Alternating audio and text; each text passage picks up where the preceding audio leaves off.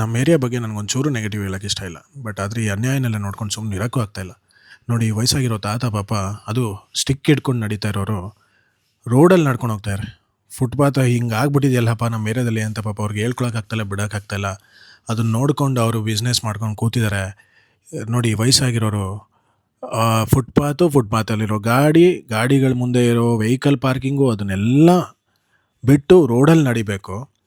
ಈ ಕಡೆ ನೋಡಿ, ಸುತ್ತ ಉದ್ದಕ್ಕೂ ಫುಟ್ಪಾತ್ ಇದೆ ಅನ್ನೋದು ಕಾನ್ಸೆಪ್ಟೇ ಇಲ್ಲ ಇಲ್ಲಿ.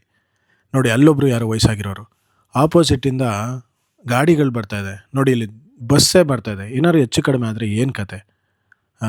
ಇದನ್ನೆಲ್ಲ ನಾನು ವೀಡಿಯೋ ಮಾಡಿಬಿಟ್ಟು ಹಾಕಿದ್ರೆ ಇಲ್ಲೊಬ್ರು ಕಮೆಂಟ್ ಮಾಡ್ತಾರೆ, ನೀನು ಹಿಂದೂ, ಅವರು ಹಿಂದೂ, ಅವ್ರನ್ನೆಲ್ಲ ನೀನು ಇದು ಮಾಡಿದ್ರೆ ನೀನು ಆ್ಯಂಟಿ ಹಿಂದೂ ಅಂತ.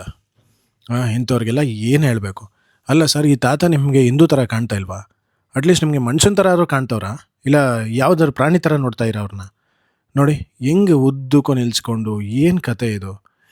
ಈ ಖುಷಿಗೆ ನಾವು ಇದು ಆರ್ ನಗರಲ್ಲಿ 15,000 square feet, 20,000 square feet, 25,000 square feet ಹೇಳ್ತಾರಲ್ಲ ರೋಡ್ಗಳು, ಇದು ಸೈಟ್ಗಳು. ಈ ಥರ ವ್ಯವಸ್ಥೆಗೆ ನೋಡಿ ಹೆಂಗೆ ಇಟ್ಕೊಂಡಿದ್ದಾರೆ ನೋಡಿ.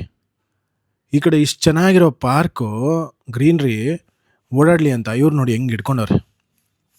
ಇಲ್ಲಿ ಯಾರೋ ನೋಡಿ ಫುಟ್ಪಾತ್ ಬಿಟ್ಟು 5 ಅಡಿ ಈ ಕಡೆ ಕೆನೋಪಿ ಹಾಕೋಬಿಟ್ಟಾನೆ.